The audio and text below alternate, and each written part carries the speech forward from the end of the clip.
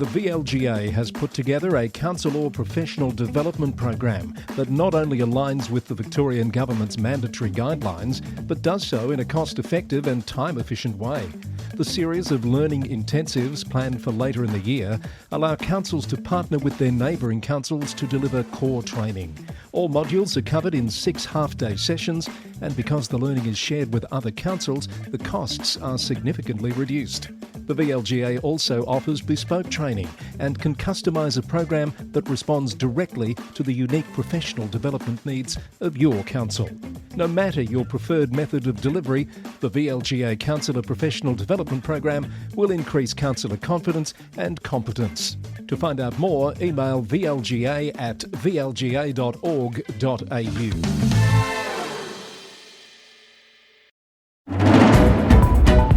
A levy pause for farmers and more drought assistance announced, but some councils say it's not enough. The WA Council on notice for potential dismissal. 2 Queensland councils sever ties with their CEOs. The massive flood clean-up underway in New South Wales. The council's controversial decision on burial fees for stillborn children. And a new leader on the Regional Movers Index as more people give up capital cities for regional Australia. Hello, I'm Chris Eddy. It's Monday and time for more council news from across Australia and beyond on the Local Government News Roundup, brought to you by the Victorian Local Governance Association, the national broadcaster on all things local government, with support from Symphony 3, simple, connected customer experiences.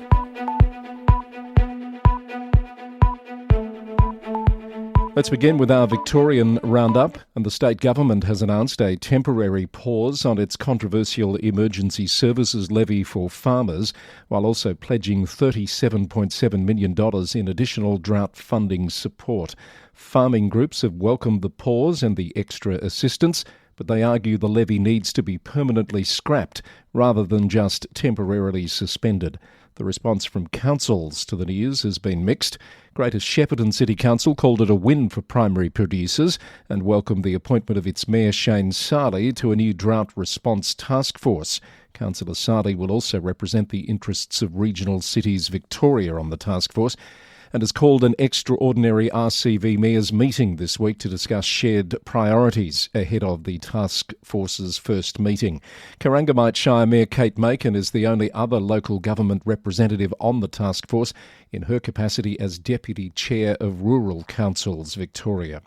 Prior to Friday's announcement, councils across the state continued to express concern and opposition to the ESV Fund levy. The new drought package was described by Strathbogie Shire Mayor Claire Hewitt-Kennedy as a slap in the face. She told the Sunday Herald Sun that the government's approach was dividing the region and that declarations of drought areas seemed subjective. Stock and Land reported that Loddon Shire has voted to refuse to collect the levy, with Councillor Mickey Wilson declaring she was happy to risk her role as a councillor to stop the tax. The council passed a motion at its May meeting which actually said it reiterates its objection to the abhorrent levy and called on other councils to collectively oppose the collection of the levy. It's calling on the Victorian Governor-General not to sign the bill. And Ararat Council had called an unscheduled meeting for this Wednesday to consider its response on the issue, but has since said the meeting would not be required due to the state government announcement on Friday. Hobsons Bay City Council has responded to the appointment of a municipal monitor. The local government minister last week announced that John Tanner AM would work with the council on improving governance processes until the end of the year. The council said Mr Tanner would be working 2 to 3 days per week, starting today, the 2nd of June. It acknowledged that it's undergoing a period of transformation and that all staff, executive and councillors would provide Mr Tanner with any support and assistance he requires. Burundara's Mayor Sophie Tawney says the council would like to be able to show the state government how it can deliver on its housing expectations, noting that the government is proceeding with planning reforms that will allow increased housing density near transport hubs. The council said that despite it having put forward an approach that would protect heritage and ensure new housing is put in appropriate areas. The changes include new zoning laws allowing 3 to 6 storey developments around Camberwell Junction, with similar changes planned for areas around Hawthorn, Glenferrie and Auburn stations and Kew Junction. Councillor Tawney said there is still time to make the changes well and deliver more housing.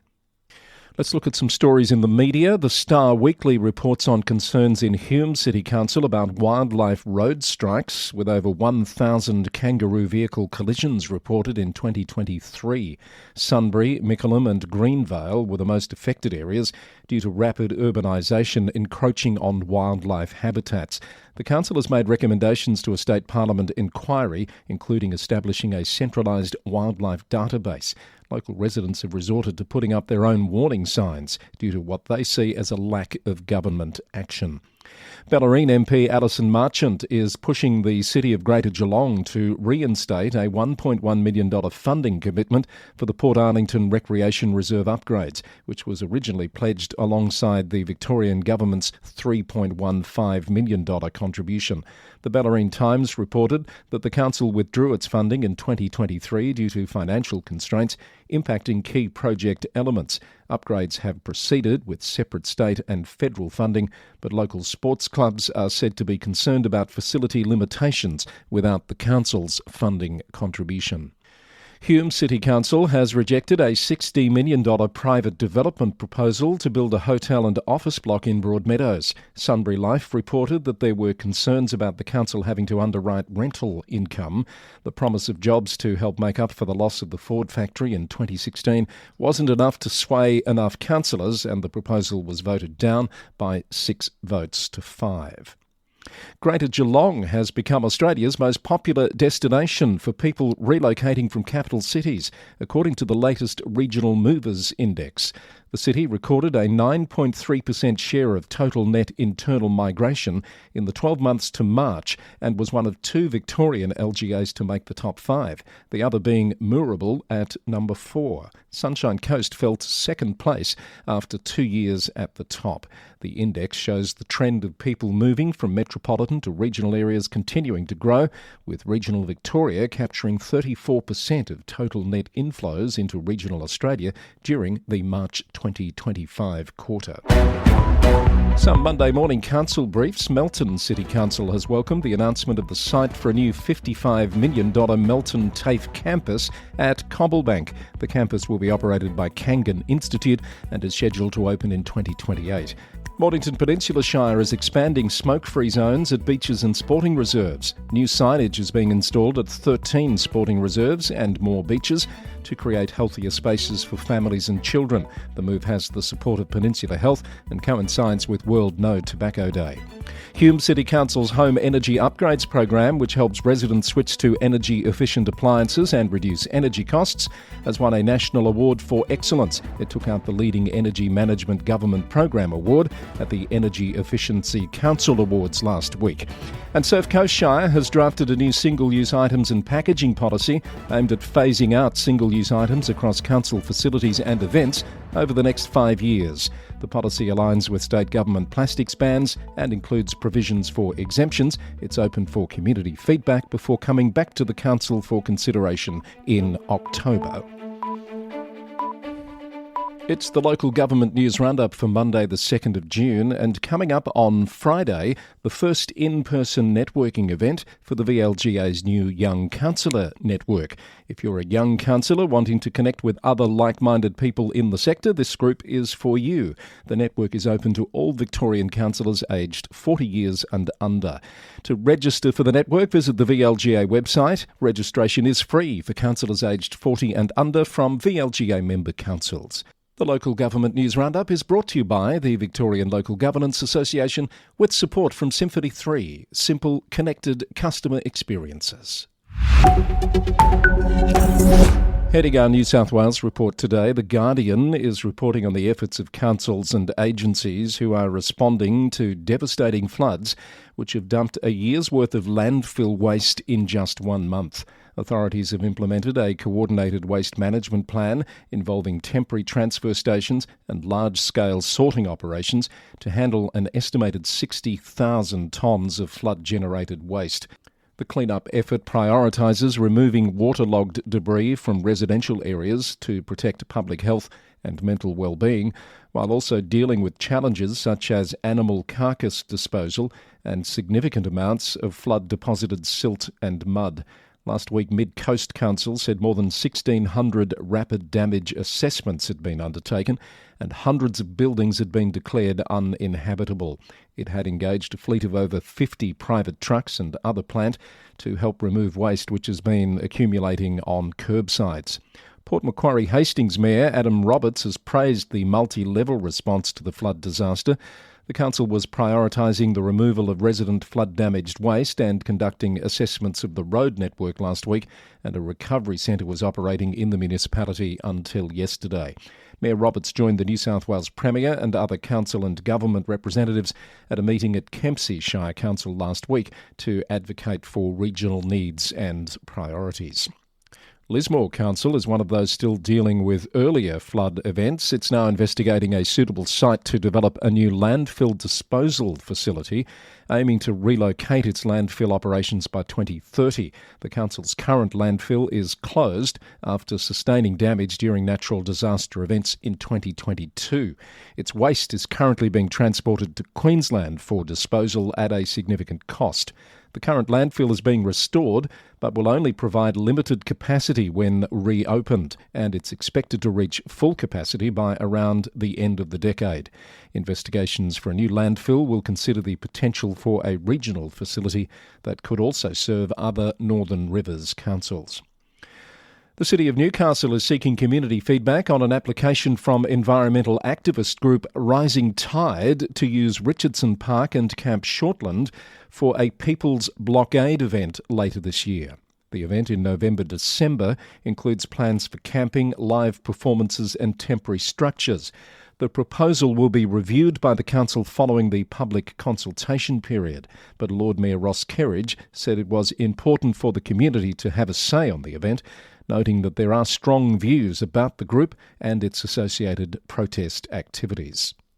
Shellharbour City Council has approved a plan to improve the safety and management of e-bikes and e-scooters on shared paths, focusing on better signage, path upgrades and public education. The council will seek state government support for funding and education while working with local police to ensure clear laws and safety guidelines for the community. And Kyogle Council has launched a new interactive community map on its website with comprehensive information about properties, heritage sites, planning details and community facilities. The free-to-use map operates through selectable layers and includes features like distance measurements and printable information, making it a valuable resource for those seeking immediate access to local information outside of business hours. Mayor Danielle Mulholland said the council is moving into the 21st century and making better use of current and emerging technologies to assist residents, visitors and investors. Moving into Queensland, and two councils there have made significant announcements about their senior executive. Barcoo Shire Council has parted ways with Chief Executive Officer Edwina Marks. The council issued a statement late last week announcing that it had resolved to conclude Ms Marks's employment tenure. Tony Klein has stepped into the role of acting CEO. Meanwhile, Palm Island Aboriginal Shire Council has made a similar move, voting not to offer a further contract to its CEO, Michael Bissell. Mr Bissell concluded his time at the council on Friday, and Stephen Martin has been appointed acting CEO. Neither council has provided any further explanation for their decisions. Sunshine Coast Council has claimed an advocacy win, successfully advocating against an emergency services levy increase that would have cost over 19,000 homeowners up to $124 extra. The Queensland Fire Department reversed its decision after the council highlighted there was no evidence of increased services in what Mayor Rosanna Natoli described as a win for fairness and common sense. Bundaberg Mayor Helen Blackburn has raised concerns about plans to phase out waste levy rebates, which would potentially cost ratepayers up to $4 million annually by 2030-31. Mayor Blackburn is calling for a delay in the levy implementation timeline, arguing that while waste reduction is important, the current approach would unfairly burden residents already struggling with cost of living pressures. And Logan City Council has appointed city venue management to operate 6 aquatic centres across the city from the 1st of July, offering residents access to multiple facilities through a single membership and bringing expertise in pool and fitness centre management. CVM already operated 2 of the centres, but under the new arrangement, 4 council-operated centres will be transitioned in an effort to improve efficiency and user experience. More council news briefs. Liverpool City Council has rebranded the Kazula Performing Arts Centre as the Liverpool Powerhouse, home of the arts and creative industries. The name change is part of establishing the venue as a major cultural and creative hub in Greater Sydney. Douglas Shire Council has approved a new 3-year $1.5 million funding agreement with Tourism Port Douglas Daintree to support destination marketing and tourism development initiatives. The partnership aims to promote the region as a world-class destination. And Australia's Governor-General Sam Mostyn has visited Burnie, Tasmania, touring various local facilities and meeting with community representatives. The Governor-General even joined Mayor Teenie Brumby for a sunrise swim, along with her security detail. Sounds rather bracing, doesn't it? While we're in Burnie, the City Council there has voted to clarify its expenses and allowances policy, ensuring ratepayer funds will not be used for councillors' legal expenses related to personal matters such as defamation and code of conduct claims. The Advocate reported that the decision follows legal advice from LGAT and a Supreme Court ruling that found the Northern Midlands Council had illegally spent over $135,000 on defamation actions. In South Australia, Naracoorte-Lucendale Council has voted against waiving burial fees for stillborn perinatal children. The Advertiser reported on the debate at the council last week, at which councillors heard the move would set a precedent that would impact its budget. The council had been requested to waive the fees by the Select Committee on Stillbirth in South Australia after Berry Barmera and Salisbury councils did so earlier this year. One opposing councillor argued that the proposal sought to put a price on a different kind of grief. Wattle Range Council has announced that it will resume management of the Southern Ocean Tourist Park in Beachport from July, following the end of Belgravia Leisure's 2-year management tenure. The council has committed to ensuring a smooth transition with minimal disruption, maintaining all existing bookings and working to enhance the park's appeal as a key summer destination in the region. And ABC News has produced a feature report on how regional councils in South Australia are grappling with insufficient funding to maintain their extensive road networks. Some councils are responsible for thousands of kilometres of roads but have very few ratepayers to fund them, such as in Wakefield Regional Council, where there's a $16 million road upgrade backlog. The council has over 2,600 kilometres of road to maintain and a population of just 6,700. Rural councils are calling for funding reform, saying the current model favours metropolitan councils. From Western Australia, the town of Port Hedland Council is facing potential dismissal following the resignation of another councillor, Ambika Rebello. She's the 4th resignation since November. ABC News reported that Ms Rebello cited dysfunction and poor governance as reasons for her departure, which leaves only 5 elected members. The troubled council has been plagued by controversies, including a councillor endorsing Vladimir Putin, anti-COVID vaccine motions and allegations of lewd behaviour. Local Government Minister Hannah Beazley said she was concerned about the latest resignation and confirmed that she'd commenced the groundwork to install a commissioner and dismiss the council if required. And a report on the failings of the Coomera Community Government Council in the Northern Territory has been released and reveals the serious issues uncovered by an investigation leading to its dismissal last month. The report has highlighted leadership failures and inappropriate conduct by several council members, including conflicts of interest and breaches of confidentiality, according to ABC News. An election for a new council has been scheduled for the 23rd of August. Now for our global report, some stories of interest. Firstly, out of Canada, where local councillors in Ontario are pushing back about the extension of strong mayor powers, which are now available to 169 additional municipalities in the province. City News Toronto reported that some municipalities are actively rejecting the powers and calling for their removal, viewing them as a threat to democratic processes. First introduced in 2022 for the mayors of Toronto and Ottawa, the provincial government has tripled the number of mayors with access to the powers as a way of, among other things, building housing faster. In the US, Everett City Council in Massachusetts is calling on the state's Attorney General to recover $180,000 in improper longevity payments made to its mayor, Carlo DeMaria. It follows an Inspector General's report that found the mayor and his administration had concealed the payments from the council and public, and the mayor has continued to refuse to return the money. Boston.com reports that the latest action from the council comes after the mayor's administration refused to allocate additional funding for litigation and implementing recommendations from the Attorney General's office. In Spain, Barcelona City Council has voted to suspend its ties with Israel and its friendship agreement with Tel Aviv, citing concerns over the Palestinian people's rights and international law violations. The decision includes various economic measures, such as blocking Israeli vendors from trade fairs and restricting port access for ships carrying weapons to Israel. It's the second time the Council has voted to suspend relations with Israel. A similar decision in early 2023 was reversed after elections delivered a change in mayor. And in New Zealand, Tauranga City Council has reduced its planned rate rise from 12% to 9.9% after 4 days of deliberations, during which it found nearly $10 million of extra savings. Mayor Mahi Drysdale said the new budget now includes $38 million in savings and a plan to deliver around $500 million worth of capital works. The council will consider adoption of its budget in late June after a community consultation period. New Plymouth District Council leadership has strongly condemned a string of online personal attacks on council staff and elected members.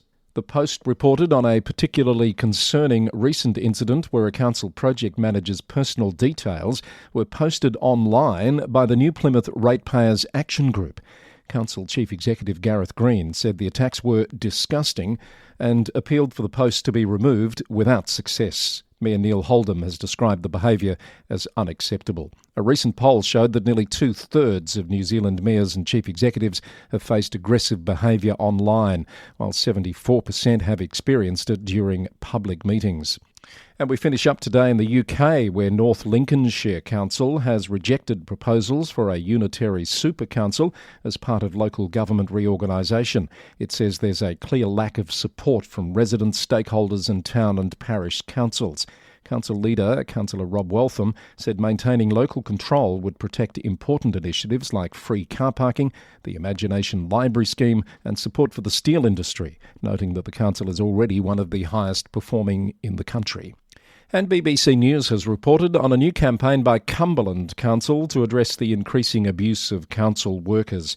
Incidents have nearly doubled from 34 to 64 between March and April this year, including serious incidents such as a worker being pushed down an embankment and another nearly being crushed by a lorry. Council leader Mark Fryer said staff safety is a priority and they would consider private prosecutions in cases where the police don't think it worth taking action. The campaign is set for launch over the coming summer.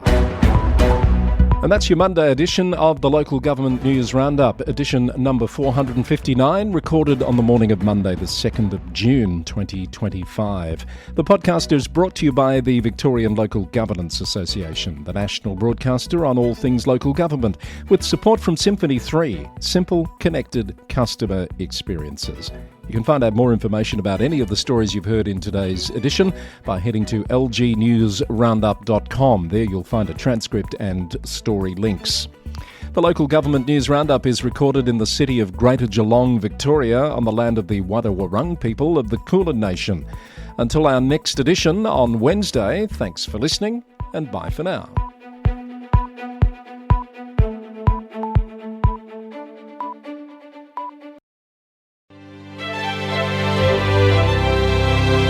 I'm Thrilled to welcome Symphony 3 to the Local Government News Roundup family. If you're a local council, you know how challenging it can be to manage data across all your different systems. That's where Symphony 3 comes in. They've developed Smart Glue, a platform that integrates over 55 council systems, automating data flow without the need for manual work. It turns confusion into simplicity. With Smart Glue, councils save time, reduce errors and empower staff to focus on what really matters. Their clients see a real difference, up to 20% boost in productivity, with savings of over $30,000 per integration every year. Symphony 3 helps councils work smarter, faster and more efficiently, all while better supporting the communities they serve.